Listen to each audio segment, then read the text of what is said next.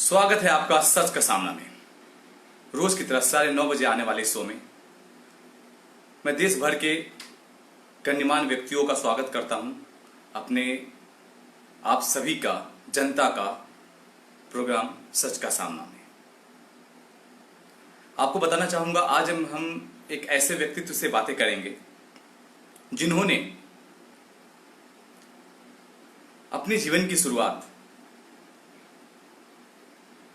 पटना से किया था, पटना बिहार से किया था। उनकी मंजिल, उनके सपने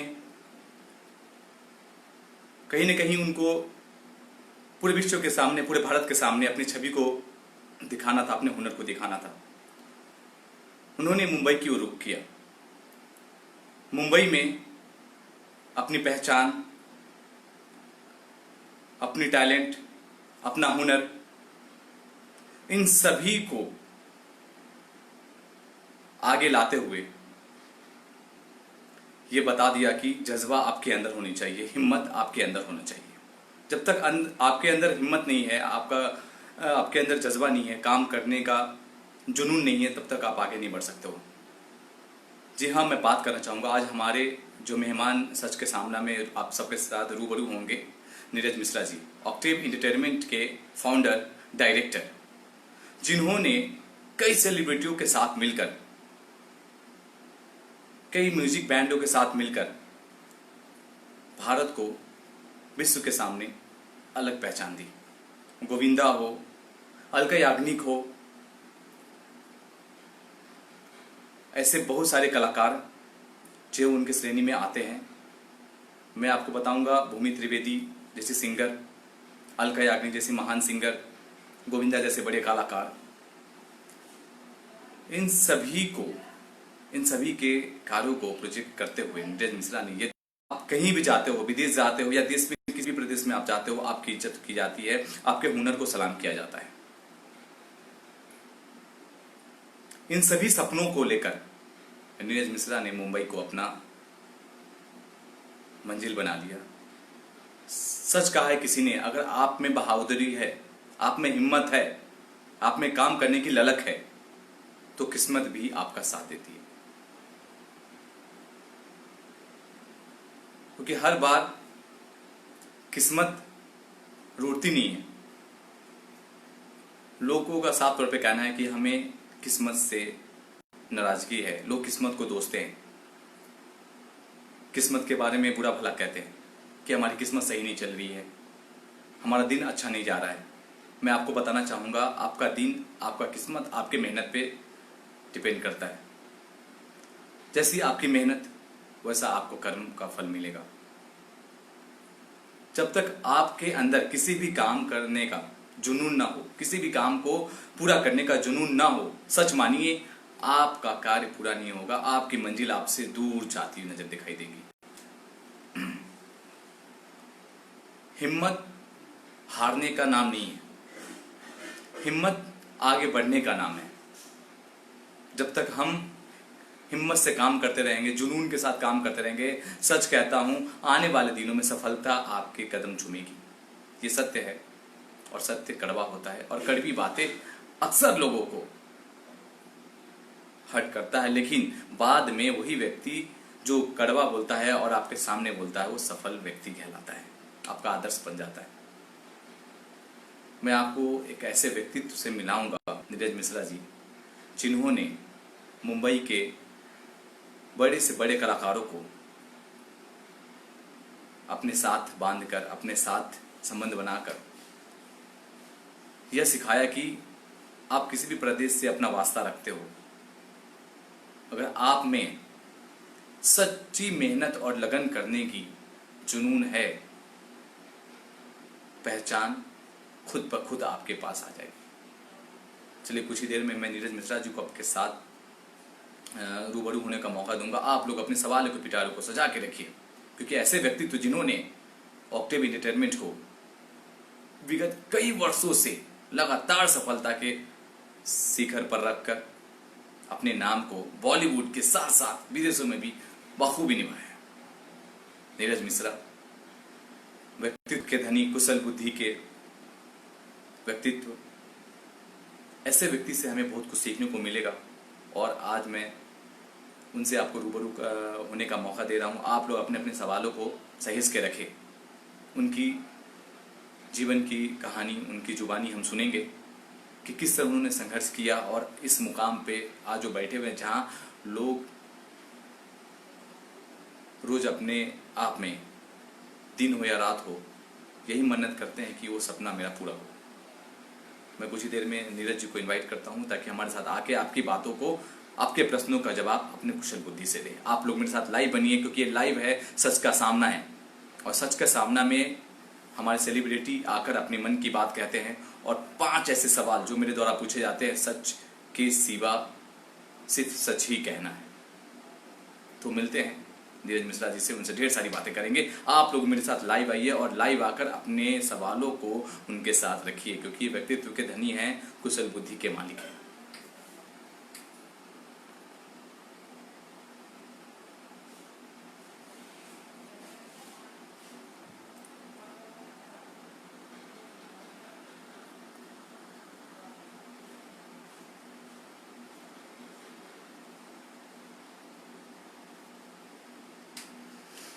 मैं बताना चाहूँगा नीरज सर, अगर आप मुझे लाइव देख रहे हो तो आप मेरे फेसबुक पे लाइव को ज्वाइन कीजिए। और क्योंकि आज हमारे दर्शक 9:30 बजे, मैं बताना चाहूँगा कि मैं आज से ये फैसला कि मैं रोज़ एक दिन गैप करके सच का सामना प्रोग्राम अपने मेहमानों को साथ जोड़ूंगा और आपसे बात करने का मौका दूंगा। तो आप कहीं मत जाइए, लाइव आइए और ढेर सारी बातें आज हम नीरज मिश्रा जी से करेंगे। बहुत जल्द मैं उनको आपके साथ जोड़ने वाला हूँ और उनसे ढेर सारी हम आज बातें करेंगे, उनके जीवन की कहानी, उनके संघर्ष और उनका सफलता जो आज पूरे देश को सामने देखने को मिलता है। आप कभी भी नीरज मिश्रा जी को फेसबुक पे फॉलो कर रहे हैं तो फेसबुक पे उनको देखिए, उनकी जो उपलब्धियां हैं वो आपको साफ तौर पे दिखेगा।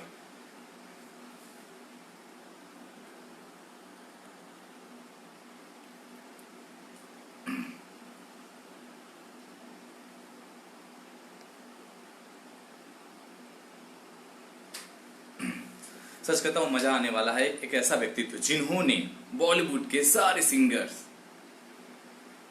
बॉलीवुड एक्टर, इन सबका इंटरव्यू किया है फेसबुक के माध्यम से, लाइव के माध्यम से, कंसर्ट के माध्यम से। आज वो हमारे साथ सच के सामने में आपके सवालों का उत्तर देने आ रहे हैं।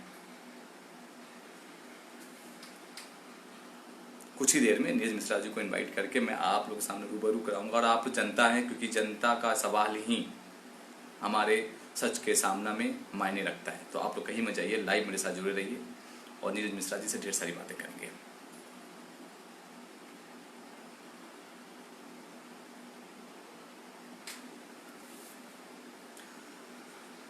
नीरज सर से रिक्वेस्ट है मेरा, मैंने सामने लिंक भेजा है आपको, आप वो एक्सेप्ट कर लीजिए, तो मेरे साथ आप कनेक्ट हो जाइएगा।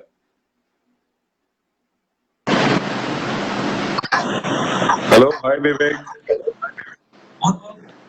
सर आपका सच का सामना है। Thank you so much. कैसे हैं आप? बस बढ़िया, आप बताओ क्या हाल है? बहुत बढ़िया हूँ। और काफी लोग जो है सुबह से मेरे पास मैसेज आ रहे थे। हाँ, तो सर से आज बात करने का मौका मिला। आपके लिए ढेर सारे प्रश्न हैं सर। अच्छा। तो जैसा आपने काम को संभाला है और अपने आप को सफलता पे पहुंचाया है जी, तो पूरा उम्मीद है मुझे कि आप आज प्रश्नों का उत्तर देंगे, क्योंकि ये जनता का सवाल है, जनता का प्रोग्राम है। हाँ जी, हाँ जी। नहीं, बिल्कुल बिल्कुल। एक मिनट, मेरा थोड़ा आवाज कम आ रहा है, मैं अभी उसको कनेक्ट करता हूँ हेडफोन। हाँ, 1 मिनट। हाँ जी, हाँ जी। हेलो। अब सर आवाज आ रही है? अब थोड़ी सी आवाज कम आ रही है, पता नहीं, आई डोंट नो सम। मैं ना लैपटॉप पे ट्राई कर रहा था, मे बी इसके लिए कनेक्ट थोड़ा मैं लेट हुआ आपसे। तो वॉल्यूम की बढ़ा दीजिए, वॉल्यूम से हाँ, वॉल्यूम बढ़ा दिया। नहीं, अभी अभी करेक्ट है। क्या हुआ था कि मैं पहले ना लैपटॉप पे ट्राई कर रहा था, तो इसके लिए ये बराबर नहीं आ रहा था। सर आप परफेक्ट, आपका जो ये दिख रहा है मुझे जी, सामने जो फ्रेम है बहुत परफेक्ट है, बहुत परफेक्ट है। शानदार दिख रहे हैं आप। Thank you so much. और क्या चेहरे पे क्या? मुस्कान की बात, जिस तरह की रौनक दिखती है चेहरे पे, वो साफ आपके चेहरे पे एक रौनक दिख रहा है कि एक सफल व्यक्ति की मुस्कान और चेहरे का जो भाव होता है ना, वो अलग दिखता है। हाँ जी, थैंक यू। बस बस हम लोग मेहनत करते रहते हैं। जी जी, बताइए बताइए विवेक। बात कहाँ से हुई और कहाँ पहुंच गए आप? देखिए इतने मैं, सालों से लगातार आपने जो सफलता हासिल की है, मैं हाँ चाहता जी, हूँ अपने दोस्तों लोगों को रूबरू कराएं। देखिए मैं पटना का रहने वाला हूँ, बिहार पटना का। और बहुत गर्व से मैं कहता हूँ कि मैं बिहारी हूँ। गर्व से कहो और कि हम बिहारी हैं, तो मैं बिहार का हूँ और मुझे बहुत प्यार है पटना, बिहार और सब लोगों से। और साल में मैं 2-3 बार ऐसे ही पटना चला जाता हूँ, दोस्तों से मिलता हूँ और मुझे अच्छा लगता है। लेकिन मेरा संघर्ष ये है कि जब मैं पटना में स्कूल पास किया, स्कूल पास करने के बाद जब मैं कॉलेज में गया तो मुझे एक थोड़ा सा जैसे बिहार में क्या होता है, अक्सर लोग पढ़ाई में बहुत तेज होते हैं या पॉलिटिक्स में जाने की कोशिश करते हैं। बट शुरू से मेरे दिमाग में एक था कि बॉम्बे आने का, तो खैर मैंने उस वक्त नहीं सोचा था, लेकिन मुझे था कि मैं फिर फैशन शो करूं या मैं डांस करूं या मैं प्लेस करूं। तो मैं उस दरमियान मैं क्या करता था कि पटना में मेरे गुरु हैं अरविंद रंजन दास जी, उनके उनकी एक संस्था थी अंतरंग, उसमें मैं ज्वाइन हो गया, उनके साथ प्लेस करने लगा। तो मैं थिएटर्स करता था, प्लस हमारे कॉलेजेस में कभी फैशन शो ऑर्गेनाइज होता था तो मैं फैशन शोज में पार्टिसिपेट, मतलब मैं फैशन शो ऑर्गेनाइज करता था, रैंप पे नहीं चलता था, लोग चलते थे, वो ऑर्गेनाइज करता था। बाद में मुझे डांस का भी शौक हुआ तो मैंने डांस वगैरह थोड़ा बहुत करना शुरू किया। उस जमाने में ब्रेक डांस हुआ करता था।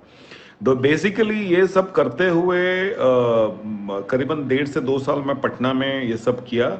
बट 1990 में मैं, मेरे कुछ फ्रेंड ऑलरेडी बॉम्बे में थे, तो मैं बम्बई 1990 में आया था। आया तो था एक्टिंग और डांस के उपलक्ष्य में कि मैं यहाँ आऊँ, आकर डांस और एक्टिंग के लिए कोशिश करूँगा। तो उस दरमियान मैंने जब बम्बई आया तो मुझे अभी भी याद है कि मेरे कुछ फ्रेंड दादर में मुझे रिसीव करने आए थे और मैं यहाँ पे जुहू में कपासबारी झोपड़पट्टी होती है बॉम्बे में, चौल में मैं कभी, हम चूंकि हमारे फादर गवर्नमेंट ऑफिसर थे तो हमारा फ्लैट वगैरह था पटना में। बट आते के साथ ही पहला 7-8 दिन मैंने चौल में रहा उनको दोस्तों के साथ में। और उसके बाद मैं बहुत बीमार हो गया। बीमार होने के कारण बुखार उखार हो गई। फिर उसके बाद मैं मेरी सिस्टर पूना में रहती है, वहाँ कुछ दिन चला गया। फिर वापस बम्बई आया ठीक ठाक होके, फिर वैसे ही चौल में ही रहा कुछ दिन। चौल में रहने के बाद फिर मैं संघर्ष करने की कोशिश करता रहा कि प्रोड्यूसर्स के ऑफिस में जाता था कि एक्टिंग के लिए, उस वक्त हम एक्टिंग के लिए कोशिश करते थे। तो उस दरमियान मुझे कुछ फिल्मों, मतलब सीरियल्स में भी मैंने काम किया। दूरदर्शन पे एक सीरियल थी विधान। फिर मैंने त्रिमूर्ति फिल्म की थी। त्रिमूर्ति में शाहरुख खान के वन ऑफ द एक दोस्त में से एक मैं भी था। लेकिन ये करते करते 3 से 4 वर्ष मेरे गुजर गए और सर्वाइवल होना मुश्किल हो रहा था कि बॉम्बे में रहना। फिर मैंने एक छोटा सा पेइंग गेस्ट में रहना शुरू किया। बट एक बोलते हैं ना, सर्वाइवल के लिए आपको पैसे चाहिए। तो मैं लॉलीपॉप, मेरे कोरियोग्राफर हैं, उनके पास बेसिकली गया तो था डांस करने। बट लॉलीपॉप जी ने, लॉलीपॉप जिन जो उस जमाने में बड़े बड़े शोज करते थे, world wide star shows, Shahrukh Khan, Aamir Khan, Salman Khan, जुमा छुमा इन लंदन अमिताभ बच्चन के साथ, तो वो उनके पास गया डांसर बनने। उन्होंने बोला कि यार तुम बात बहुत अच्छा करते हो नीरज, तो तुम क्या करो कि देखो मुझे फिल्मों में आना है, मुझे फिल्मों में कोरियोग्राफ करना है, गाना, वीडियो एल्बम्स डायरेक्ट करने हैं, तो तुम उसके लिए कोशिश करो। तो मैंने बोला ठीक है सर, मैं कोशिश करता हूँ। बट मुझे एक अनुभव था कि फिल्म के जो ऑफिसेस कहाँ पे हैं, ये प्रोड्यूसर का ऑफिस, ये डायरेक्टर का ऑफिस, तो वो हमने क्या किया, वो मुझे पता था। तो मैं लॉलीपॉप के नाम से उन ऑफिसेज में जाता था। तो मुझे बहुत अच्छे से लोग बुलाते थे क्योंकि उनका बहुत नाम था लॉली जी का उस वक्त। तो आज भी नाम है उनका। तो मुझे फिर वो बुलाते थे और फिर बोले कि लॉलीपॉप से मीटिंग कराओ। तो हमने एक पहला वीडियो एल्बम किया था वीनस कंपनी का, चंपक जैन का, लॉली जी ने किया। वहाँ से लॉली जी ने उसको डायरेक्ट किया था और लारा दत्ता मॉडल थी। उसके बाद लॉली जी ने करीबन 50 से 60 म्यूजिक वीडियोस किए और काफ़ी फिल्में भी की। तो मैं लॉलीपॉप का मेन असिस्टेंट बाद में बन गया, उनके सारे शो को ऑर्गेनाइज करना, म्यूजिक वीडियोस को ऑर्गेनाइज करना। ऐसे करके मैंने उनके साथ, मैं एक एक्टर कलाकार बनने आया था और डांस करने आया था। बट मैं चेंज होके टर्न होके मैं मैनेजमेंट में आ गया। मेरी एक शुरुआत आप ये समझिए कि मैनेजमेंट में हो गई। इवन मैंने कभी सोचा ही नहीं था कि मैं मैनेजमेंट में आऊंगा और मैनेजमेंट या लाइव शोज कुछ ऐसी चीजें होंगी, बट एकदम से ये हो गया और मैं करने लगा और मैं पैसे कमाने लगा। पैसे कमाने लगा तो मुझे लगा अरे यार मैं ये जो धक्के खाता हूँ स्ट्रगल के लिए, एक्टिंग के लिए, कुछ थोड़ा बहुत पैसे मिलते हैं, सर्वाइवल भी नहीं हो रहा है। तो मैंने बोला देखो, एक्टिंग काम जो होता है ना, इंसान का काम, काम कोई भी छोटा हो बड़ा हो, काम काम होता है। तो मैंने बोला कि देखो अगर मुझे मैनेजमेंट और लाइव शोज करके मुझे वो ख्याति और वो चीज़ मिलेगी तो मैं इस पे मेहनत करना चाहूँगा।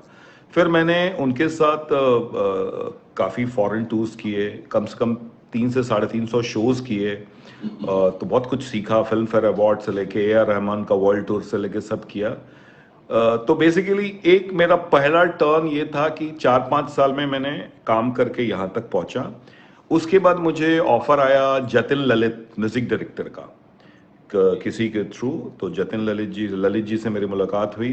फिर मैं जतिन ललित का जो टर्म्स कंडीशन था, जो भी बात हुई, तो उनको मैंने ज्वाइन किया और उनके साथ भी काफ़ी दिन मैंने काम किया। और जतिन ललित बोलते हैं ना कि एक इंसान को एक ब्रांड बनना जो होता है ना, तो वो मैं ब्रांड बना, क्योंकि जतिन ललित जी यश चोपड़ा जी की फिल्में, शाहरुख खान की होम प्रोडक्शन की फिल्में, बड़ी बड़ी फिल्में करते थे। तो एक तो मेरी पहचान हुई उन लोगों के बीच में। दूसरा, सारे सिंगर, आइदर अलका याग्निक जी हो, कुमार शानू जी हो, उदित नारायण हो, सोनू निगम हो, सबसे मेरी 1-to-1 पहचान हुई कि जब गाना बनता था तो मुझे ही बोला जाता था कि आप इन सिंगर को बुलाइए, तो मैं उनको फ़ोन करता था। फिर जतिन ललित के साथ भी लाइव शोज़ करता था। तो वो शो करते हुए शो भी किया, रिकॉर्डिंग्स भी हुई। फिर उसी दरमियान मैं इरफान खान एक्टर का भी मैनेजर बना, क्योंकि जतिन ललित ने एक फिल्म की थी हासिल, इरफान खान की। तो हासिल का म्यूजिक जतिन ललित का ही था। तो इरफान भाई से मुलाकात हुई थी, तो उन्होंने बोला यार मेरा कोई मैनेजर नहीं है, अब थोड़ा बहुत काम बढ़ गया तो तुम नीरज मेरा काम देखो। उनका एक अंदाज होता है, आपको पता है इरफान भाई को का अंदाज होता था। सॉरी अभी तो दुनिया में नहीं है, बहुत मिस करता हूँ मैं आज उनको। तो बोला भैया देखो ऐसा है नीरज, तुम मेरा ना काम देखो।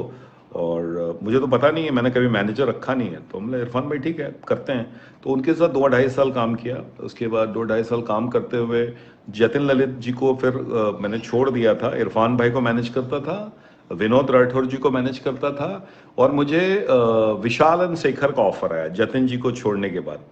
तो विशाल एंड शेखर का मैं मैनेजर बना, पहला मैनेजर विशाल शेखर का। तो उनकी फिल्में थी मुसाफिर और सलाम नमस्ते, ये सब सारी फिल्में मैंने साथ ही हुई और मैंने किया।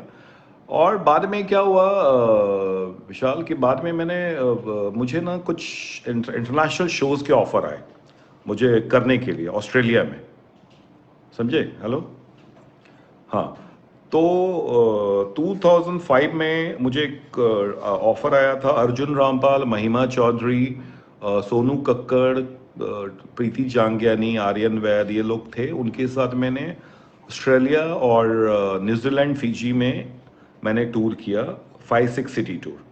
मेरा पहला लाइफ का शो जिसको मैंने डायरेक्ट किया वो शो को, और इतना मल्टी स्टारर शो। तो वो शो करने के बाद मेरा ना एक बहुत नाम हो गया ऑस्ट्रेलिया न्यूजीलैंड मार्केट में, और मुझे काफ़ी ऑफर आए करने के लिए। तो उसके बाद मैंने इमीडिएटली तलत अजीज़ और मिताली जी का एक टूर किया ऑस्ट्रेलिया, फिजी का। फिर मैंने शान, सुनिधि चौहान, अमीषा पटेल, ललित पंडित जी के साथ एक टूर किया।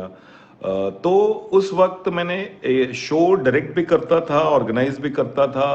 तो मैं क्या हुआ, शो में बिजी हो गया। मुझे लगा कि और थोड़े बहुत पैसे भी ठीक ठाक कमाने लगे। मैंने उस वक्त घर भी खरीदा, 2-2 फ्लैट उस वक्त खरीदा था, मुझे याद है, पैसे कमा के। तो एक खुशी होती है कि बम्बई शहर में जहाँ आप मतलब चौल में रहते हो, भूखे पेट भी रहा हूँ, 10-10 किलोमीटर पैदल चलता था मैं, और 1-2 फ्लैट साथ में खरीदा। फिर उस वक्त स्कूटर खरीदा था, फिर बाद में मारुति ऑल्टो कार ही खरीदी थी। तो बेसिकली मेरे शो जब करने लगा तो शो से बहुत कुछ चेंज हुआ, टर्न हुआ। टर्न होने के बाद फिर मैं बिजी हो गया शो लाइन में, तो मैं आर्टिस्ट मैनेजमेंट कर नहीं पा रहा था, क्योंकि मैं ना फॉरेन में 20-20 दिन, एक एक महीना रहता था। तो वो कमिटमेंट होता आर्टिस्टों का, इरफान खान या विशाल शेखर का कमिटमेंट था, यहाँ मीटिंग्स होती थी, या वो होता था, मीटिंग्स के बाद नरेशन होता था। तो मैंने उनको बोला कि सर देखिए, मैं नहीं कर पा रहा हूँ, और मुझे एक अच्छा लाइन मिला है मैनेजमेंट का, तो मैं कोशिश करना चाहता हूँ। और बहुत अच्छे नाइसली वे में मैंने उनको छोड़ा, और उसके बाद मैंने फुल शो में कंसंट्रेट किया, लाइव शोज में। लाइव शोज में कम से कम मैंने 2-3 साल, आप समझेंगे 100-150 शो किया उस वक्त, इंडिया इंटरनेशनली। उसके बाद मुझे ऐसा लगा कि अब मैनेजमेंट करना चाहिए। तो 2007 में मुझे अलका याग्निक जी का फ़ोन आया। फिर मुझे चूंकि जानती थी, जतिन ललित जी का मैं काम करता था, तो अलका याग्निक जी का फ़ोन आया कि नीरज जी आप क्या कर रहे हैं अभी। तो मैंने बोला अलका जी मैं अभी तो शोज़ करता हूँ, लाइव शोज़ चलते रहते हैं मेरे, मैनेजमेंट तो नहीं कर रहा हूँ। तो बोला आप आइए मिलिए मुझसे। तो मैं गया मिलने के लिए। तो बोले कि आप मुझे मैनेज करेंगे, चूँकि मुझे एक मैनेजर, मतलब पहले जो थे अब नहीं कर रहे हैं, आप कीजिए। तो मैं उनको फिर वहाँ से ज्वाइन किया एज ए मैनेजमेंट। तो मैनेजमेंट चालू किया। तो मैनेजमेंट जी शोज़ तो मैं करता ही था, मैनेजमेंट में अलका जी से शुरू किया। उसके बाद अलका जी के आने से ऑब्वियसली एक बड़ा नाम है अलका याग्निक, तो उसके आने से बहुत लोगों ने अप्रोच किया मुझे मैनेजमेंट के लिए। उसके बाद मैंने फिर बहुत सारे आर्टिस्ट को उस कंपनी में साइन किया। आज मेरे कंपनी में अलका जी हैं, कुमार शानू जी हैं, गोविंदा जी हैं, तुषार कपूर है, भूमि त्रिवेदी है, नीरज श्रीधर है, तलत अजीज जी हैं, रूप। तो फिर आज ये कंपनी हम यहाँ तक लेके आए। तो शो और ये मैनेजमेंट दोनों ये होता रहा, by by the grace of God दोनों चलता रहा, और अभी तक यहाँ तक पहुँचा हूँ। और मैं वर्ल्ड वाइड शोज़ भी डिज़ाइन करता हूँ। अभी लास्ट ईयर मैंने यूएस कनाडा में थ्रोबैक 90s किया था, कुमार शानू, अलका याग्निक, उदित नारायण का, जिसमें US Canada, Dubai, south Africa किया था। तो बेसिकली ये मेरी कुछ जर्नी है, यहाँ तक पहुँचा हुई। मैंने एक स्ट्रेट आपको बोल दिया। नहीं सर, कहीं ना कहीं आज जब मुझे ये लग रहा था कि जो व्यक्ति इतना संघर्ष करके पटना का छोरा मुंबई में जाकर इतना बड़ा धमाल और इतनी बड़ी पहचान, एक अलग अलग दिखता है कि उसके आप क्या सोचते हैं जब कभी कभी याद आते होगा ये बातों को कि चलो यार पटना में अलग एक माहौल था हमारा, एक अलग ही जीवन शैली थी, और आज मुंबई में आकर सब स्टारों के बीच में बैठा हुआ, और सब, मैंने आपके इंटरव्यू देखा है, जितने भी स्टार आपसे रूबरू होते हैं सबके चेहरे पर अलग ही स्माइल होती है कि इतना याराना लगता है कि सब बचपन से जानते हो। तो कैसा हाँ लगता है कि अपना पटना का स्टाइल और एक अपना यहाँ मुंबई का अलग से देखिए, अलग अलग का नजरिया? देखिए क्या है कि पटना जो है ना, पटना पटना मेरा दिल है। दिल बोलते हैं ना, दिल। कि आपको आज भी कभी कभी हम सोते हैं और सपना देखते हैं, तो वही राजवंशी नगर का क्वार्टर और वही सब पता नहीं ध्यान में आता। वही दोस्त लोग मुझे सपने में भी दिखते हैं, और मेरे दोस्त लोगों से मैं बोलता भी हूँ पटनिया लैंग्वेज में, कह रहा सपना देख लो करे, राजवंशी नगर दिखाई पड़ लो हमरा। तो आपको तो पता ही है। तो लोग बोलते हैं कि साला वो चीज़ें जो दिमाग में है ना, बचपन की चीज़ें, मतलब जो हम लोग बचपन में करते थे, कि पतंग उड़ाना, और पतंग कट गया तो भागना, लूटना, और किसी के जामुन के पेड़ में जामुन तोड़ लिए, अमरूद तोड़ लिए, आपको तो पता है जो होता था। तो वो एक जो चीज़, वो नशा है ना, वो पटना का नशा। मैं जहाँ भी हूँ आई एम वेरी हैप्पी। मैं दुनिया के वर्ल्ड में घूमता हूँ, मेरे 8 से 9 पासपोर्ट भर गए, इतने ट्रैवल करता हूँ।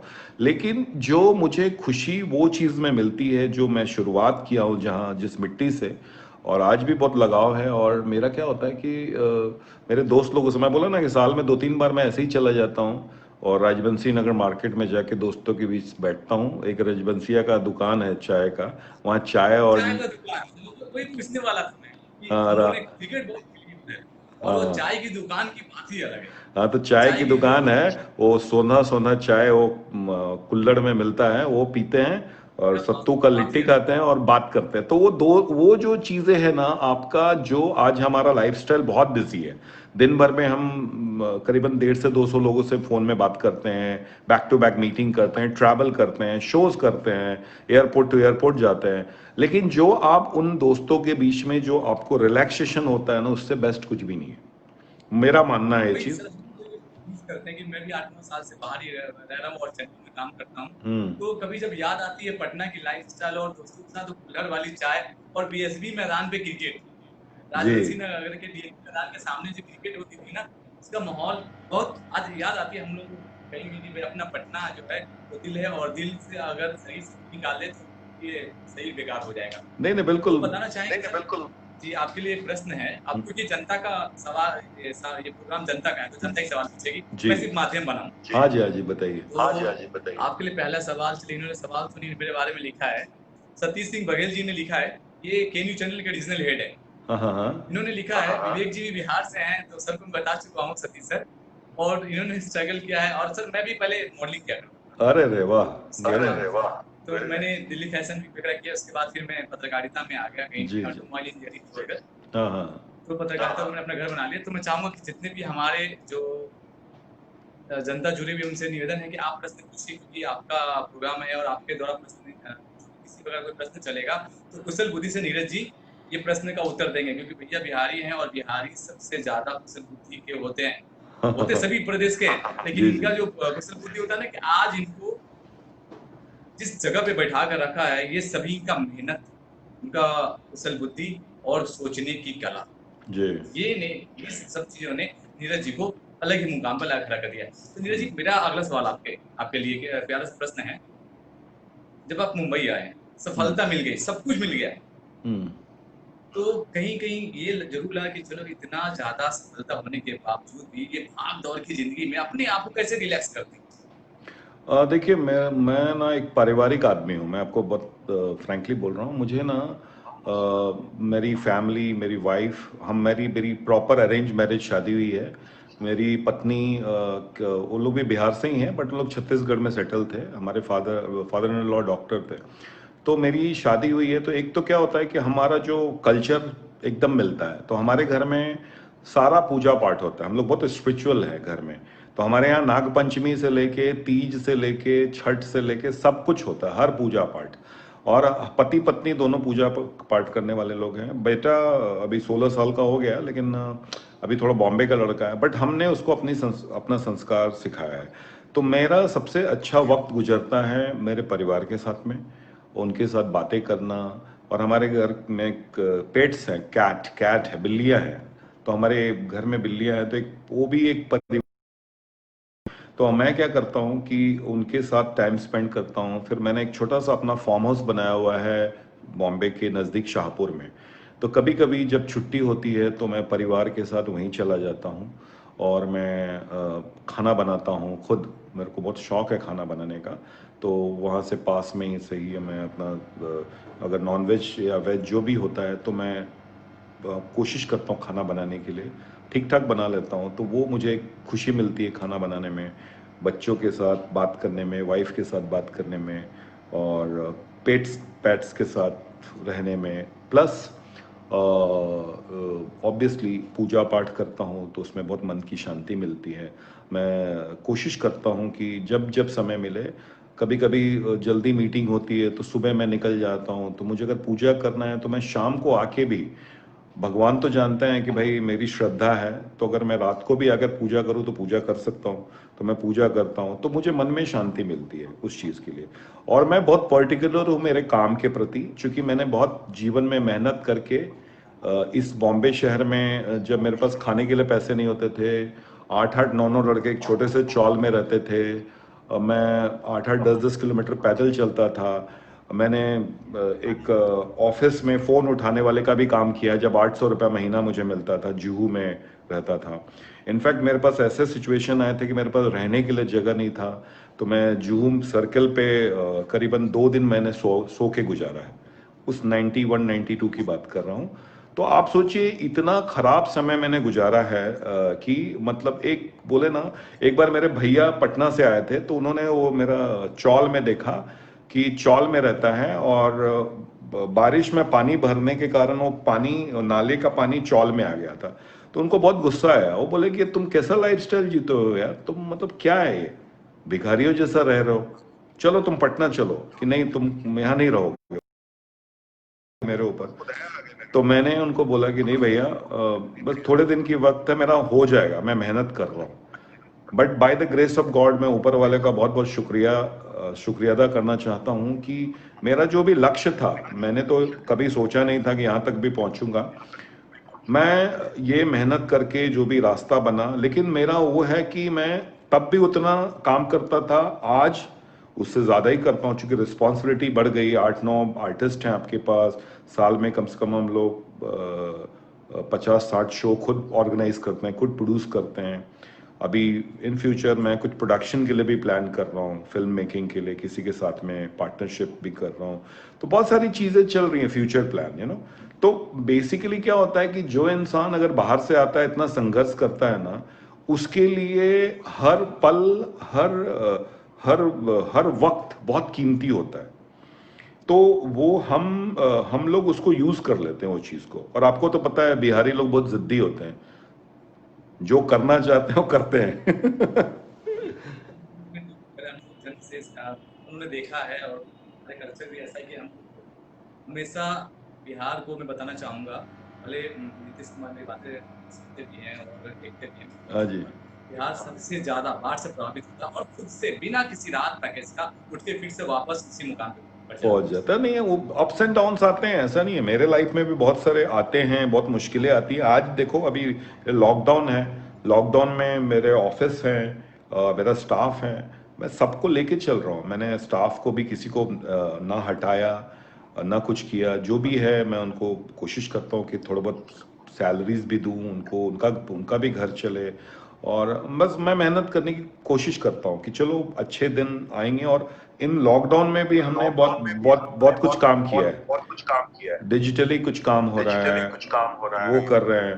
वो कर और रहे हैं। और फ्यूचर जो प्लान्स और होते फ्यूचर हैं, जो प्लान्स होते हैं, नेक्स्ट ईयर के शोज वगैरह नेक्स्ट के, ईयर के वो भी शोज वो भी हम वगैरह के, लोग अभी प्लान कर वो रहे भी हैं। हम लोग अभी प्लान कर कि कहीं ना कहीं ये तो साफ आपके काम से साफ दिखता है कि भैया मेहनत करते जाओ, जी हिम्मत मत हारो, जी क्योंकि आपका हिम्मत ही आपकी किस्मत को बनाता है, आपकी किस्मत को चमकाता है। जी। तो आपके लिए एक प्रश्न है अनुराग श्रीवास्तव का कि सर आपने इतनी मेहनत की, सफलता पा लिया, इसका श्रेय सबसे ज्यादा किसको देते हैं आप?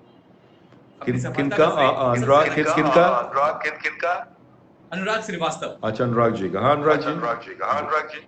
उन्होंने प्रश्न पूछा है आपसे कि अपनी सफलता का राज आप किसको समझते हैं, किसको देते हैं, ये पूरा सफलता का श्रेय किसको देते हैं, देखिए अपने सफल होने का देखिए श्रेय? सफलता का राज, देखिए सबसे सफलता का पहले राज, तो देखिए सबसे पहले तो माँ माँ बाप का माँ बाप का आशीर्वाद। आशीर्वाद। एक मिनट सुन लो, मेरा आवाज इको हो रहा है, सॉरी। पहले सफलता का राज जो होता है ना, हेलो, आवाज आ रही है आपको? हेलो। जी थोड़ा सा हाँ सर नहीं, आवाज दब हाँ दब से गया। हाँ, नहीं बोल रहा था कि सफलता का राज सबसे पहले तो मैं अपने माँ बाप का आशीर्वाद समझता हूँ। कि जब मैंने बचपन से भी मैं बचपन में छोटा भी था तो मैंने माँ बाप की बड़ी इज्जत की है। अभी मेरे माता पिताजी दोनों नहीं हैं जीवन में, लेकिन मैंने उनकी इतनी ज़्यादा इज्जत की है, कभी अपशब्द नहीं बोला, कभी उनसे जुबान नहीं लड़ाई। और मेरे को पता है मेरी माँ का ना एक्सीडेंट हो गया था जब मैं 16 साल का था। पाँव में उनको चोट लग गया था, ट्रक चढ़ गया था।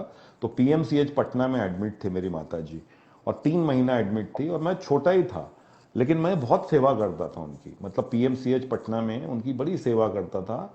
तो मेरी माँ हमेशा बोलती थी कि बेटा तुम्हारा जीवन में बहुत अच्छा होगा। मतलब मगही, हम लोग तो मगही भाषी हैं, गया जिला से हैं। तो वो हमेशा बोलती थी कि नीरज तोरा बहुत बढ़िया होता हो, तो बहुत ठीक कर रही थे, माँ बाप की सेवा कर रही थे। तो हम लोग को मेरा वो जो है ना माँ का आज भी याद आता है। और पिताजी भी बहुत, जब मैं बम्बई आना चाहता था तो मेरे पिताजी को बोला कि पापा मैं बम्बई जाना चाहता हूँ, मेरे कुछ दोस्त हैं, कोशिश करना चाहता हूँ। तो पापा ने बोला कि जाओ कोशिश करो बेटा, देख लो, कोशिश करो, तुम्हारा जो लक्ष्य है। तो सबसे पहले तो मेरे माँ बाप, जो जिन्होंने पहला मुझे इस चीज़ के लिए समझा कि मैं कुछ कर पाऊँगा, और उनका आशीर्वाद मुझे लगा, तो वो उनका श्रेय सबसे पहले तो उनको जाता है। उसके बाद ऑब्वियसली अब हम बम्बई शहर में रहते हैं, अब तो दुनिया में नहीं है। आपका दूसरा होता है आपकी लाइफ पार्टनर, आपकी पत्नी होती है, जो आपको कदम कदम पे आपको सहयोग करती है। तो आज जो भी बम्बई शहर में आप सरवाइव कर रहे हो, या जो प्रॉपर्टी बना रहे हो, या मोटिवेट हो रहे हो, उसका लक्ष्य मेरी पत्नी को जाता है। वो उनका वो हमेशा मुझे सपोर्ट करते आए हैं। तो मेरा ये है जी। जी सर, अगला प्रश्न है स्नेहा मेहता का। जी। स्नेहा मेहता का आपका प्रश्न आपके लिए। Neeraj sir, I want to know about the best memory of your production house Octave Entertainment. सबसे बेस्ट मेमोरी क्या रहा देखिए, ऑक्टेव एंटरटेनमेंट का? सबसे बेस्ट मेमोरी ये है कि I am very I feel always very feel proud कि I am working with the people उनका जिनका मैं फ़ैन हूँ। फ़ैन जो बोलते हैं ना, जैसे मैं अलका याग्निक जी का या कुमार शानू दादा का या गोविंदा जी का, जब मैं पटना में रहता था तो उनके गाने सुनते थे, 1 2 3 4 या गज़ब का है दिन, आशिकी के गाने। और मैंने कभी ज़िंदगी में सोचा नहीं कि मैं बॉम्बे शहर में आऊँगा और आज ऐसा दिन है कि उनके साथ मैं काम करता हूँ, उनके साथ ट्रैवल करता हूँ। अगर मेरे घर में कोई फंक्शन होती है तो सारे कलाकार घर पे या पार्टी में वो आते हैं, या उनके फंक्शन में मैं जानता हूँ, उनके परिवार का एक हिस्सा बन गया हूँ।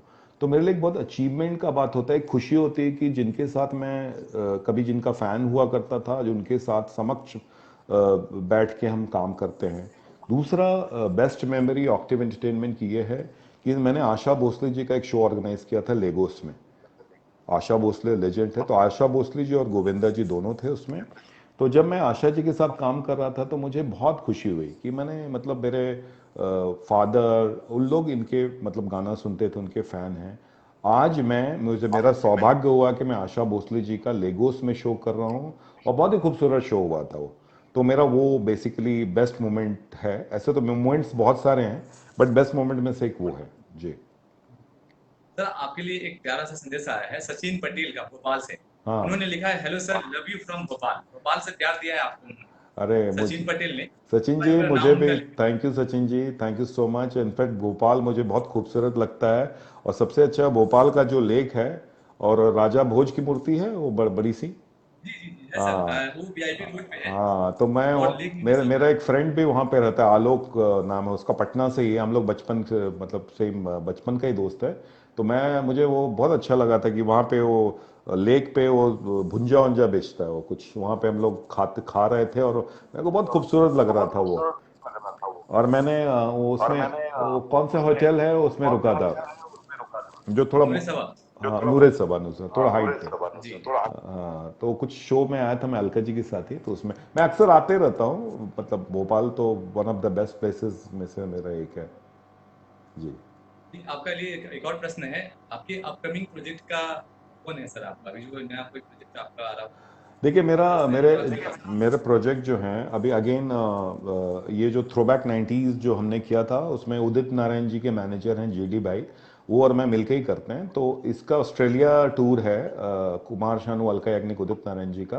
वो नेक्स्ट ईयर जा रहा है, अभी इस साल होने वाला था वो हो गया। और एक हम लक्ष्मीकांत प्यारेलाल जी का शो कर रहे हैं, वो नेक्स्ट ईयर होगा। इनफैक्ट अभी मैं आपके कॉल के पहले मैं प्यारे भाई और मेरे प्रमोटर है महबूब हैदर, उनसे ही बात करा रहा था आपस में। तो वो नेक्स्ट ईयर जा रहा है। फिर एक दो और प्रोजेक्ट है, एक काल कालरा जी मेरे प्रमोटर हैं, उनके साथ आइकॉनिक टूर है। उसमें गोविंदा जी हैं, अनिल कपूर हैं, माधुरी दीक्षित हैं, उसमें आनंद दावड़ा जी उसको ऑर्गेनाइज किए हैं, बट ऑब्वियसली मैं गोविंदा जी के साथ हूँ, तो I am part of that. तो अनिल कपूर, माधुरी, गोविंदा, रवीना, करिश्मा, चंकी पांडे, वो टूर है। और कुछ और प्रोजेक्ट है जिसके ऊपर हम लोग काम कर रहे हैं। तो जब वो चीज़ें सब ओके फाइनल हो जाए तो ऑब्वियसली उसको भी अनाउंस करेंगे, तो फेसबुक पे अनाउंस हो ही जाता है, आप सब देखेंगे। जी, आपके लिए रिक्वेस्ट है, बहुत प्यार से मैंने बोला है सर, कभी आप ग्वालियर में शूट करना चाहोगे? कोई प्रोग्राम ऑर्गेनाइज करना है आप? हाँ हाँ बिल्कुल, बहुत प्यार से मैंने ग्वालियर में भी शो मैसेज किया है है। इसलिए आपसे सवाल। ग्वालियर से के पास ही है ना, दतिया दतिया दतिया शायद पास में ही है। हाँ, दतिया दतिया। हाँ, तो दतिया में मैंने एक शो किया था, मध्य प्रदेश टूरिज्म का था। वो बहुत बढ़िया शो था, कुछ अलका याग्निक जी ने किया था, करीबन 50-60 हज़ार पब्लिक थे। और मैं ग्वालियर बिल्कुल आना चाहूँगा, बहुत खूबसूरत जगह है। और वहाँ पे एक जो होटल है वो भी बहुत पैलेस नुमा होटल है, बहुत अच्छा लगता है वो होटल जी। आज दतिया विधानसभा के जो प्रतिनिधि है, हम्म। वो आज मध्य प्रदेश के गृह मंत्री है, नरोत्तम मिश्रा। हाँ हाँ हाँ, करेक्ट करेक्ट, हाँ जी हाँ जी, जी जी जी। जी जी, हम वहाँ के विधानसभा से वो आते हैं। और नाइस आज ये नाइस। गृह मंत्री और हमारे अच्छे मित्र भी हैं। ओ। खैर वो मुझसे उम्र बहुत बड़े हैं, लेकिन बहुत प्यार करते हैं मुझे वो भी। नाइस। तो मैं आपको बताना चाहूंगा कि आपके लिए प्रश्न है नीरज जी। जी। सतीश सिंह बघेल जी का। हाँ हाँ नीरज जी, आप सफलता की सीढ़ी चढ़ रहे थे, जब आप सफल हो रहे थे, हाँ। तो कभी ऐसा हुआ है क्या कि आपको बॉम्बे से पटना वापस जाने का प्रेशर बनाया गया हो कुछ देखिए, लोगों के द्वारा? कभी सफलता जब आपको मिलती है तो प्रेशर भी डायरेक्ट मिलना शुरू हो जाता है। नहीं देखिए, मुझे मैं जहाँ तक मानता हूँ कि जैसे आप अब तो मैं पटना का हूँ, लेकिन एक बोलते हैं ना कि 20 साल की उम्र में मैं आया था बम्बई। अभी मेरी उम्र हो गई है 49। तो 29 ईयर्स मैं बम्बई में रह गया। तो बम्बई बेसिकली बोला जाए तो कर्म भूमि मेरी बॉम्बे है। और ऐसी कोई बात नहीं है कि मुझे किसी ने बोला कि भाई आप मतलब या तो मुझे कोई कंपटीशन में आ गया। स्पेशली मैं अपने फील्ड की बात कर रहा हूँ, जो मेरा एंटरटेनमेंट फील्ड में, जैसे मैं आर्टिस्ट मैनेजमेंट या इवेंट्स करता हूँ। इसमें जितने मेरे दोस्त यार हैं, सबसे पहले तो आर्टिस्ट मैनेजर्स जितने हैं, सब हमारे बहुत क्लोज फ्रेंड्स हैं। तो हम एक दूसरे को सपोर्ट करते हैं, समझ रहे हैं।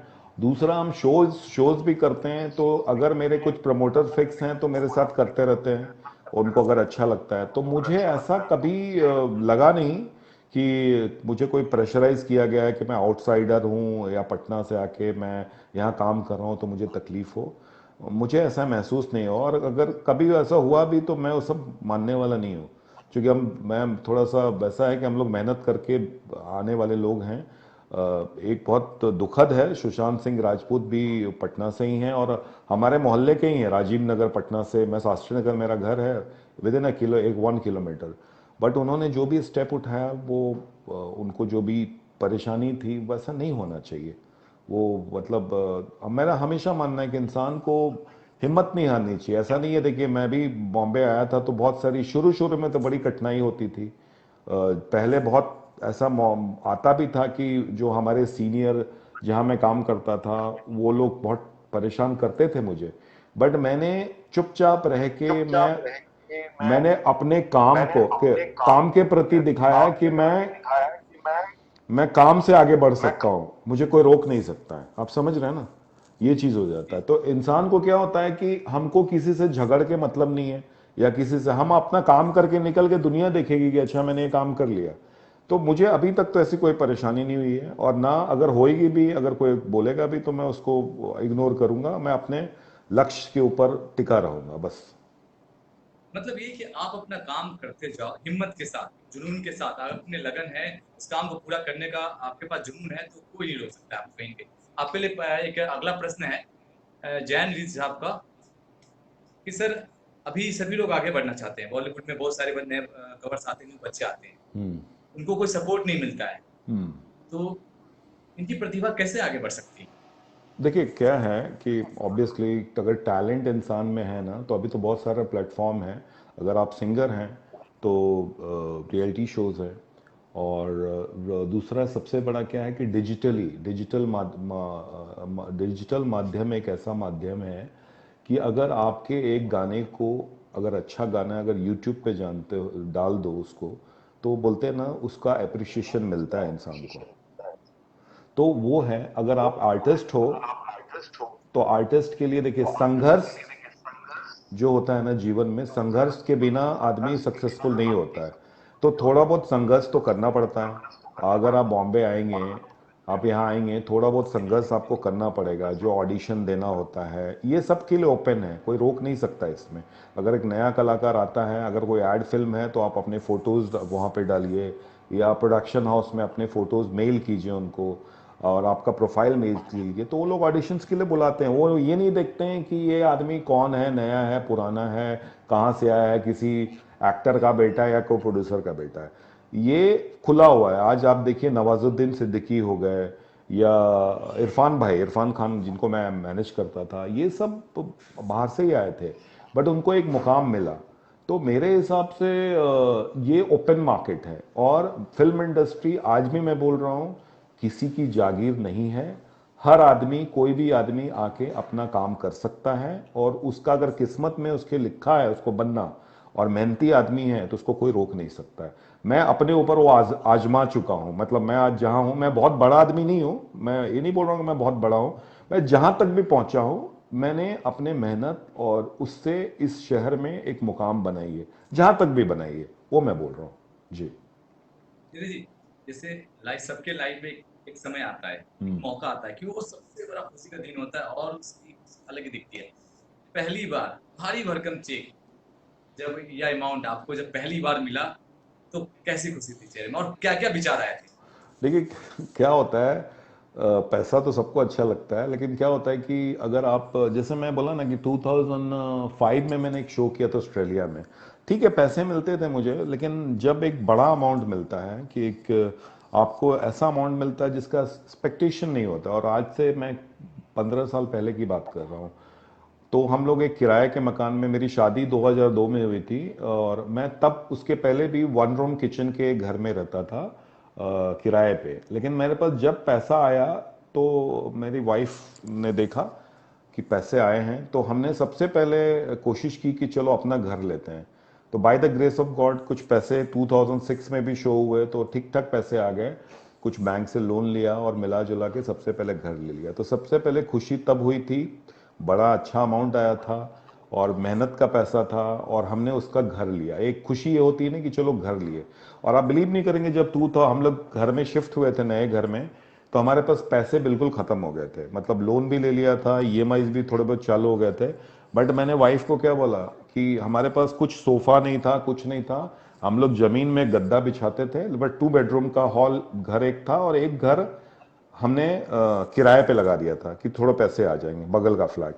तो हम लोग कुछ दिन रहे, वैसे ही गद्दे पे सोते होते थे। घर में ऐसी प्लास्टिक की 2-3 कुर्सियां रख दी थी। बट हमने शुरुआत वहां से कर ली। फिर उसके बाद पैसे कमाए, फिर हमने तोड़ के उसको अच्छे से बनाया।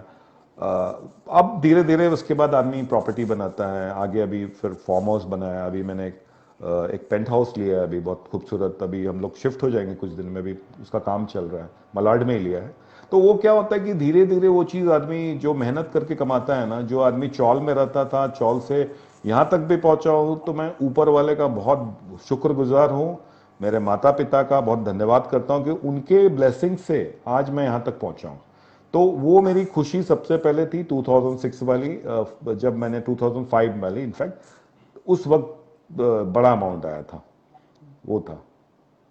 जी, सबसे ज्यादा मुश्किल किस एक्टर को आपको मैनेज करने में लगा? इरफान खान, गोविंदा देखिए या विशाल शेखर देखिए मुश्किल कोई या नहीं है। श्रेया? देखिए नहीं नहीं, मुश्किल कोई नहीं है। आपको प्रोफेशनली, देखिए हम सब प्रोफेशनली, रिलेशन अपनी जगह होती है। जब हम अपने आपस में मिलते हैं, हम आपस में उनके घर में जाते हैं फंक्शन में या मेरे यहाँ आते हैं, तो हम लोग कैजुअल मिलते हैं। जब हम काम करते हैं तो प्रोफेशनली काम करते हैं। तो बेसिकली आर्टिस्ट का बिजनेस, सबसे पहले बिजनेस को बढ़ाना, बिजनेस को ऑर्गेनाइज करना, फिर उनका जो रिक्वायरमेंट है उसको फुलफिल करना। रिक्वायरमेंट मतलब जो एक लाइव शोज में होता है, प्लस आपको शूटिंग में जो होता है रिक्वायरमेंट। तो बेसिकली अगर उस चीज को आप करेक्ट ऑर्गेनाइज करो तो कोई प्रॉब्लम नहीं है। सब आर्टिस्ट आपको लाइक करेंगे। और जैसे आपने बोला ना कि लोग आप मुझसे बड़े प्यार से बात करते हैं जब लाइव सेशन होता है। जतिन जी से उस दिन मैंने बात की थी, तो जतिन जी का भी मैं मैनेजर था। तो वो हमारा एक एक्सपीरियंस बहुत अच्छा रहा है। इनफैक्ट अलका जी से आज मैं करने वाला था, अलका जी ललित जी से बहुत बड़ा इंटरनेट प्रॉब्लम हो गया, तो हम लोग कर नहीं पाए, और सेशन हम आगे करेंगे अभी नेक्स्ट वीक। तो मेरा कभी किसी आर्टिस्ट से, फिल्म इंडस्ट्री में सबके साथ मैंने काम किया है। इनफैक्ट अमित जी से लेके शाहरुख खान से लेके सबके साथ किया है, कभी कोई प्रॉब्लम नहीं आया है। और मेरे अपने आर्टिस्ट भी हैं जिनके साथ मैंने काम जुड़ के काम किया है, कोई किसी में कोई प्रॉब्लम नहीं है, बशर्ते हम अच्छे हों। अगर मैं अच्छा हूं, मैं अच्छा बिजनेस करता हूं, मैं अच्छा, आज मैं अलका याग्निक जी के साथ 13 साल से काम कर रहा हूं, गोविंदा जी के साथ 4.5-5 साल हो गया। तो उन लोग आपको आर्टिस्ट ही नहीं छोड़ेगा। भूमि त्रिवेदी है, उनके साथ 5-6 साल हो गया। तो आर्टिस्ट अगर बहुत कंफर्टेबल हो जाता है तो उनको बोलते हैं जी ठीक है जी, हमारा तो चल ही रहा है, तो वो वैसे ही चलता है। तो बेसिकली ये अपने ऊपर है कि आप उसको मैनेज कैसे करते हो आर्टिस्ट को। अगर आर्टिस्ट आपके काम से, अगर आप उनको बिजनेस दिला रहे हो, खुश है, तो वो बहुत अच्छा ही जाता है फिर। जी। आपके लिए एक प्यारा सा संदेश है अजय राय का। उन्होंने आपसे पूछा है, सर बक्सर आना होगा कभी?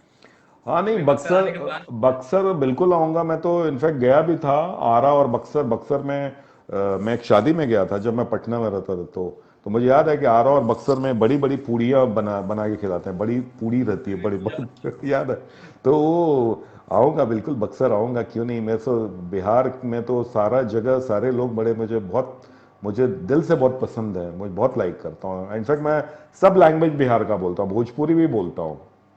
तो मुझे मज़ा आता है, कहीं भी जाना अच्छा लगता है, और ज़रूर बक्सर मौका मिला तो ज़रूर आऊँगा। अभी कुछ दिन पहले सर मैंने आपका एक वीडियोस देखा था फेसबुक पे, नील पाल और जो अपने अशोक मिश्रा साहब थे। हाँ, सुनील पाल थे वीआईपी, और ये थे राजीव ठाकुर। अशोक जी का मैंने सेशन दूसरे दिन किया था, अशोक मिश्रा का, वो बाद में अलग से किया था, तो वो लोग थे जी। हाँ, तो वो सर आपको इंदौर से भी प्यार आ रहा है कि हम आपको इंदौर भी बुलाया जा रहा है, कभी इंदौर भी जाएं और हाँ वहाँ बिल्कुल। जो कंसर्न वगैरह होता है वो करने के लिए। मैं मुझे इंदौर बहुत प्यार से मैं बताना चाहूंगा, जैन जी ने इंदौर के लिए बोला है आपसे, क्योंकि वो खुद हाँ एंकर भी है। उन्होंने बोला भी मैं एक एंकर भी हूँ। हाँ, अच्छा उन्होंने बड़े अच्छा। प्यार से बोला है, सर कभी इंदौर भी आए, क्योंकि आपको पूरे प्रदेश से प्यार आ रहा है। जिस तरह के मुकाम पे आप हो और जिस तरह से मेहनत करके आपने पहुंचा है वहां पे, ये गर्व की बात है। प्रदेश के साथ साथ मैं बिहार वासी की तरफ से बोलना चाहता हूँ और देश के सभी लोगों के साथ कि भैया किसी भी प्रदेश से आप संबंध रखते हो, आपके अंदर हुनर होना चाहिए, काम करने की लगन होनी चाहिए। अगर ये लगन नहीं है ना तो आपकी पूछ कहीं नहीं होगी। ये जुनून आपके पास अगर नहीं है ना तो सफलता आपके पास बिल्कुल नहीं आएगा। जैसा आप देख रहे हो नीरज मिश्रा जी के साथ कि इन्होंने किस तरह की विडंबनाएं झेली, मेहनत किया, एक चौल से अशकुत आलीशान घर में रहना उन्होंने शुरू कर दिया है और अपनी मेहनत के दम पे बॉलीवुड के साथ साथ विदेशों में भी नाम कमाया। तो कहीं ना कहीं मेहनत ही आपके किस्मत को इस सकता है। तो सर अभी जल्दी हमारी बात ये किसी ने मुझे लिखा है कि थोड़ा कुछ भोजपुरी में बोलिए। हाँ तो अजय राज जी वही वही बोलने वाला हाँ, था। तो वही मैं रौरा बताएं का बोले के बा, हम बहुत अच्छा, बहुत बहुत बढ़िया भोजपुरी बोलेनी। सर कभी भोजपुरी में आपने रवि रवि किशन से मुलाकात कभी हुई? कहाँ पे? रवि किशन से मुलाकात हुई है हाँ, कभी रवि किशन साहब से? रवि जी अभी मिले थे गोरखपुर में, गोरखपुर महोत्सव था, अलका याग्निक जी परफॉर्म की थी, तो इनफैक्ट रवि जी वहाँ पे मेंबर ऑफ पार्लियामेंट थे तो आए थे, और बड़ा अच्छा, बहुत अच्छी बात हुई, बहुत अच्छा काम कर रहे हैं रवि जी। इनफैक्ट मेरे तो पहले भी मुलाकात हुई है, बट वहाँ पे अभी रिसेंटली, मतलब कुछ दिन पहले ही हुआ था, फरवरी में, इनफैक्ट जब कोरोना के पहले फरवरी में ही शो था मेरा, मुलाकात हुई थी जी। सब लोग बहुत ज्यादा उत्सुक है जानने के लिए कि जब आप अलका याग्निक जी को मैनेज कर रहे थे, क्योंकि कर बहुत रहा सारे हूँ दिल की अभी भी, आवाज है उनकी। अभी भी कर रहा हूँ, अभी भी अभी करता भी हूँ। कर रहा हूँ, अभी भी कर अभी रहा भी आप कर रहे हैं तो सर जब कभी बातें होती तो उनकी जो आवाज है उसमें ही दिखता है कि नहीं वो गाना गा रही है, वो खाना गा के ही बोल रही है।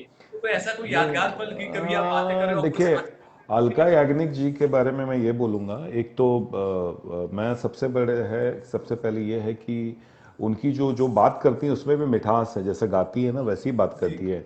बहुत प्यार से बोलेंगे, नीरज जी कहाँ हैं आप, क्या कर रहे हैं, तो वो उनका एक लहजा है बात करने का, और वो सबसे पहले जी करके मुझे संबोधित करती हैं।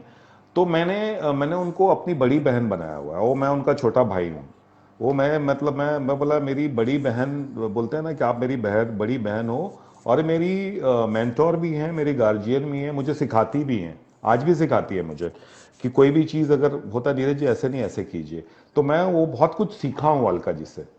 तो एक वो रिलेशन जब इंसान का हो जाता है ना कि आप उनसे सीखते भी हो, उनके साथ काम करते भी हो, और ऐसा नहीं, आर्टिस्ट और मैनेजर का हेल्दी डिस्कशन होता है, इसमें कोई बुराई नहीं है। और मैं हमेशा मानता हूं कि अगर मुझे किसी से सीखने के लिए कुछ मिलता है तो मैं हमेशा सीखूंगा। तो आज मुझे बहुत गर्व और प्राउड की बात है कि आज 13 साल हो गए उनके साथ काम करते हुए, और मैंने कितने, कम से कम 500-600 शो किया होगा उनके साथ में, और आज भी मुझे उतना ही प्यार देती हैं। मेरे परिवार में, मेरे घर में कोई भी फंक्शन होता है उसमें आती हैं वो। तो मैं बहुत अच्छा अनुभव करता हूँ। और उन्होंने एक बहुत अच्छी शब्द बोली थी, हम लोग एक जगह खाना खाने बैठे थे, आई थिंक उदयपुर में, लीलाज में रुके थे, तो हम लोग खाना खा रहे थे, तो अलका जी ने, डिनर हम लोग नीचे ही कर रहे थे रेस्टोरेंट में, तो अलका जी ने मुझे बोला था कि नीरज जी जब तक मैं गाऊंगी ना तब तक आप मेरे साथ मैनेजर रहेंगे। तो मेरे लिए इससे बड़ी बात कोई नहीं होगी कि एक इतने हिंदुस्तान की इतनी बड़ी कलाकार, इतनी बड़ी सिंगर अगर मुझे ये इस काबिल समझती हैं और बोलती हैं कि मैं जीवन भर आपके साथ काम करूंगी जब तक मैं गाऊंगी, तो मैंने उस दिन, मतलब मैं अपने आप में, बोलते ना, एक महसूस किया कि ये मेरे लिए ऊपर वाली की ब्लेसिंग है, ये चीज़ है जी। कभी क्योंकि आपके जो आपके में गोविंदा जी का भी नाम आता है, जी। गोविंदा जी आपसे जुड़े हुए हैं, तो सर कभी जब उनसे मिलना होता है तो गोविंदा जी जैसे रियल लाइफ में हम हंसमुख दिखते हैं, बातें करते हैं, हंसाते हैं, तो कभी रियल लाइफ में ऐसा हुआ है कि बातें करो और हंसाना शुरू, अरे अचानक से एक बात आती है और हंसाना शुरू? अभी मैंने गोविंदा जी के साथ कुछ 15-20 दिन पहले एक सेशन किया था, लाइव सेशन, आप देखना। वो हम लोगों ने आधा घंटा बात किया, गोविंदा भाभी थी, सिर्फ हंसी मजाक की बातें हुई, आप देखना उसमें। तो उनका जब फोन भी आता है ना, तो वो मुझसे भोजपुरी में कभी बात करते हैं, अरे नीरजवा क्या हाल है, ऐसा बोलेंगे। तो बोले भैया और मेरा हमेशा उनका फोन में ही रहता है, भैया प्रणाम, मैं हमेशा पहला शब्द। तो मुझे बहुत ये चीज अच्छी लगती है, तुमको यूपी बिहार का फील, चूंकि गोविंदा जी भी यूपी से ही है ना, वो मुझे फीलिंग आती है कि छोटा भाई वाली, तुम हमेशा बोलते हो भैया प्रणाम, और तुमको मैं बोलता हूं खुश रहो।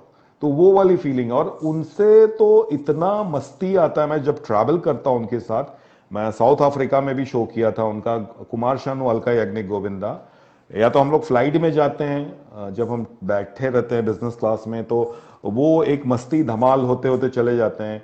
इनफैक्ट जब भी गोवा में भी हम लोग कुछ दिन पहले 4 दिन थे कोई शो में, तो हमने रात को खाना उनके रूम में ही खाना होता है। तो जो बातें और धमाल मस्ती होती है, वो मतलब कॉमेडी, फुल कॉमेडी। वो भाभी जी भी वैसी हैं, कॉमेडी करती हैं, गोविंदा जी भी करते हैं, और हम लोग भी करते हैं। तो एक वो बोलते फुल ऑफ लाइफ है गोविंदा जी, मतलब फुल ऑफ लाइफ बोलते हैं तो कि पूरा धमाल मस्ती के साथ, जैसे आप फिल्मों में देखते हो ना, रियल लाइफ में भी वैसे ही हैं। He is such a good person, मतलब वो भी स्पिरिचुअल बहुत ज्यादा है, भगवान को मानते हैं, और वेरी डाउन टू अर्थ। मतलब इतना डाउन टू अर्थ इंसान को मैंने नहीं देखा है कि जब मैं एयरपोर्ट पे जाता हूं तो हर इंसान से रुक रुक के फोटो निकालना, मतलब इतने लोग, गोविंदा का फैन फॉलोइंग कितना है। तो एयरपोर्ट से लेके जिस इवेंट पे, जो इनफैक्ट मैं गोवा में एक इवेंट किया था, क्लाइंट ने बोला था कुछ 40 अवार्ड देने थे, उन्होंने 92 अवार्ड्स दिलवाए उनसे। मैंने स्टेज पे जाके बोला कि गोविंदा जी को बोला कि भैया आप चलिए, बस हो गया। तो बोलते नहीं नहीं, अच्छा नहीं लगता है, अब अवार्ड दे के ही जाएंगे, अगर कुछ लोग को मेरे यहाँ से नहीं मिलेगा तो उनको अच्छा नहीं लगेगा, तो काम खत्म करके जाते हैं। तो he is a that kind of person कि एक कमिटमेंट वाले, बोलते हैं ना, वो उस टाइप के हैं, और आदमी तो अच्छे हैं ही। मेरी भी मुलाकात उनसे पहली बार हुई थी, कुची में विधानसभा का चुनाव हो रहा था, हाँ हाँ उसमें गोविंदा जी एक सेलिब्रिटी के रूप में वहाँ पे आए थे और प्रचार करने के लिए। मैं बताऊं, जब कुछ नेतागण भाषण दे रहे थे, उस समय लगभग 30 से 35 लोग होंगे, 30 से 35 लोग ही नेता लोग को सुन रहे थे। जब गोविंदा जी की गाड़ी आने की बात सुनी, मैं लाइव था, क्योंकि मैं लाइव चल रहा था और चैनल पे लाइव चल रहा था। हाँ जी। अचानक से 1.5 से 2 लाख लोग पीछे आ जाते हैं। 1.5 से 2 लाख लोग पीछे चले जाते। कुछ ही जैसे एरिया जो पहाड़ी इलाका कहलाता है, हाँ हाँ काफी दूर है, धार जिले के हाँ हाँ कुछ ही जो एरिया कहलाता है, काफी पीछे है, और मैं बताऊं एक आदिवासी बेल्ट है। हाँ लगातार 2 से 2.5 लाख लोग का आना, मैं लाइव कर रहा था, और लाइव के साथ, क्योंकि मैं टीवी पे भी देख रहा था लाइव, माइक आईडी हम लोगों की सबकी टूट चुकी थी, हम लोग जो रिपोर्टर थे सभी आगे जा चुके थे धक्का हाँ खाकर। हाँ हाँ हाँ। ये फैन पहली बार देखा था गोविंदा के लिए लोगों का पागलपन। 42 डिग्री तापमान में भी गोविंदा जी ने 1.25 घंटा समय दिया, लोगों को प्यार दिया, और उस समय तक उनके चेहरे पे लगातार मुस्कान दिख रहा था। नहीं नहीं, तो उनका मैं उनसे मिला भी, बातें भी किया था, उनका इंटरव्यू लिया था। तब उन्होंने मुझे पूछा था कि आप हो कहाँ पे, मैंने बोला सर मैं बिहार से रहने वाला हूँ। तब उनके चेहरे पे फिर एक भोजपुरी सी बात सी आई, जो जैसे आपसे उन्होंने बात किया, उस तरह एक सवाल उन्होंने भोजपुरी में डाल दिया।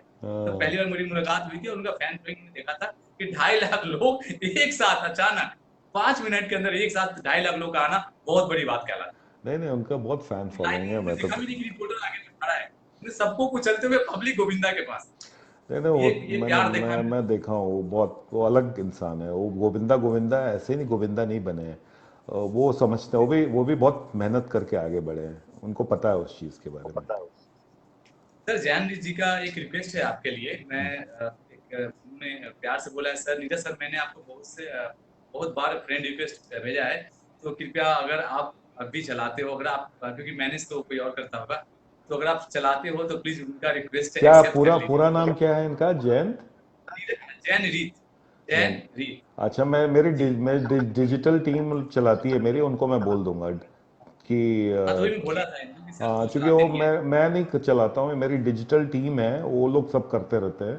तो मैं डेफिनेटली बोल दूंगा। और मेरे को बहुत सारे रिक्वेस्ट आता है भी, एक्चुअली नहीं कर पाता हूँ, लेकिन मैं बोलूंगा स्पेशली कि करने के लिए डेफिनेटली। जी सर, मैं जब मैं इंटरव्यू की बात हो रही थी आपको लेकर, तो मैंने कम से कम 100-200 बार सोचा, उसके बाद भी मैंने आपको मैसेज किया था कि सर मुझे आपका इंटरव्यू करना है। हम्म। और जो जवाब आया मेरे पास बहुत प्यार से 2-4 मैसेज के बाद कि चलो आप कब का दिन देते हो, तो मुझे वो लगा कि ये जमीन से जुड़ा व्यक्ति है, जो सफलता पाने के बावजूद भी अपने आप को ये नहीं भूला कि हम भी इंसान हैं। नहीं नहीं, बिल्कुल। मैं नहीं नहीं, हमेशा बिल्कुल। मैं चाहता हूँ हमेशा अब कि अपने आप चाहता हूँ अब कि कि अपने आप एक तो कि आपने पटना एक का तो नाम लिया आपने पटना का नाम लिया कि मैं पटना से जी हूँ, कि बिहार मैं से हूँ, पटना तो से हूँ। कोई भी मुझे फोन करता है ना कि भैया मैं बिहार से हूँ, पटना से हूँ, मैं सबको ऑफिस में बुलाता हूँ। मैं बोलता हूँ भाई आ जाओ, मैं सबसे पहले चाय वाय पिलाऊंगा, अच्छे से बात करूंगा। ऐसे सबसे मिलता हूँ, ऐसा नहीं है कि पटना वहीं, पूरे इंडिया में कहीं से भी आए, कोई भी फॉरेन से भी आते हैं लोग। लेकिन एक सॉफ्ट कॉर्नर होता है मुझे, तो जैसे आपने बोला तो हम बोले चलो विशाल करते हैं, अरविंद बिंदास करते हैं। तो वो अच्छा लगा, इनफैक्ट आपसे बात करके मजा आ रहा है। तो कहीं न कहीं सर साफ तौर पे आपकी जो जीवन शैली दिखता है ना कि आप ज़मीन से जुड़े हुए हैं, और जितनी सफलता पाने के बाद भी आप अपने पुराने दिनों को भी याद करते हो और मज़े लेते हो। मैं बताना चाहूँगा लोगों से कि आप सर की जो वीडियोज़ आती है फेसबुक पे जुड़िए, क्योंकि सर की डिजिटल टीम ये सब कुछ मैनेज करता है, तो सर का कोई दोष नहीं है। ऐसा नहीं कि सर ये सफलता पे पाने के बाद आप लोग का जो रिक्वेस्ट है एक्सेप्ट नहीं कर रहे हैं। उनकी तरफ से साफ-साफ कहा जा रहा है कि भैया ये जो टीम है उनकी, वो मैनेज करते हैं सब कुछ। बिल्कुल तो बिल्कुल। आप लोग भी अन्यथा जो मैसेज है वो बेकार का मैसेज ना करें, और क्योंकि जनता का ये सवाल है, जनता का प्रोग्राम है, तो आप लोग अपनी बातों को उनके अगर पहुँचाना है तो उनके प्यार दीजिए, उनको उनको बुलाइए, अपने क्षेत्र में आएँगे। मैं बिल्कुल और आऊंगा। इतनी बड़ी मैनेजमेंट चला रहे हैं, तो कहीं न कहीं उनको नहीं, सही मैं समय नहीं इनफैक्ट रहेगा। मैं जब शोज का सीजन होता है तो पूरे हिंदुस्तान में घूमते ही रहता हूँ, हर शहर में जाता हूँ। कभी भी आप अलका याग्निक जी या गोविंदा जी, मैं बहुत ज़्यादा नहीं ट्रैवल करता हूँ, मेरी टीम करती है, बट अलका जी और गोविंदा जी के साथ मैं अक्सर जाता हूँ। तो कभी भी ये लोग हों तो मैं हूँ उस शहर में, आप मुझे कांटेक्ट कर सकते हैं, तो मैं मिलूंगा डेफिनेटली, मैं सबसे मिलता हूँ। सर लिट्टी चोखा को मुंबई में याद करते हैं? बहुत लिट्टी चोखा को। बहुत बहुत, इनफैक्ट मेरा लोखंड वाला में एक लिट्टी एक्सप्रेस करके अंधेरी में ही है, अंधेरी जहाँ में पे ही है, लिट्टी चोखा जहाँ मिलता पे है। लिट्टी चोखा मिलता तो मैं अक्सर पार्सल है। लेके तो मैं जाता हूँ अक्सर घर में। पार्सल लेके जाता हूँ घर में। बहुत है, बहुत मतलब बिहारी खाना तो बिहारी खाना है, वो खाते रहते हैं हम लोग। जी।